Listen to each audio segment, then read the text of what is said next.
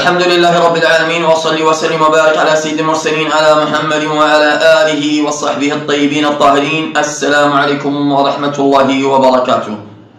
اليوم بإذن الله أتيت لكم بوصفة بإذن الله سترى بحول الله وقوته العجب العجاب ما يخرج من داخل المعدة.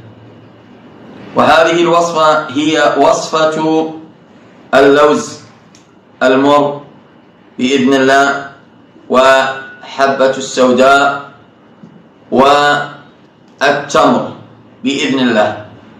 هذه الوصفة نأخذ اللوز المر ونخرج نوى اللوز أو لب اللوز 7 لوزات نضعها في وسط 7 تمرات، نخرج نوى التمر ونضع نوى اللوز وسط نوى التمر، ونأخذه بإذن الله بعد صلاة الفجر مع ملعقة شاي صغيرة الحبة السوداء نأخذها معه صباحا بعد صلاة الفجر بإذن الله،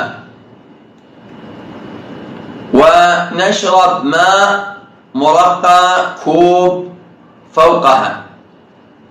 هذه الوصفة بإذن الله لمدة 7 أيام.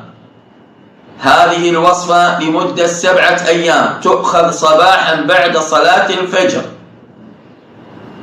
إن كانت لديك رقية تأخذها بإذن الله وتذهب إلى الراقي بإذن الله، وسترى ما يخرج من هذه المعدة من أسحار بإذن الله. وهذه الوصفة بحول الله وقوته تخرج كل شيء داخل المعدة من عقد بإذن الله وسحر كان مأكولا أو مشروب.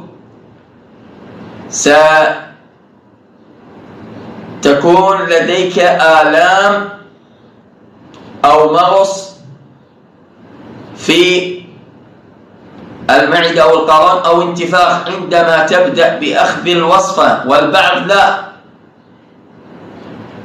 لا توجد أي أعراض، إما سيكون لديه إسهال، وإما سيرى شيء أسود يخرج من المعدة بإذن الله. هذه وصفة بإذن الله، خذها وانتفع بها من أخيك الراقي محمد الهاشمي. والحمد لله رب العالمين، وصلي وسلم وبارك على سيد المرسلين على محمد وعلى آله وصحبه الطيبين الطاهرين.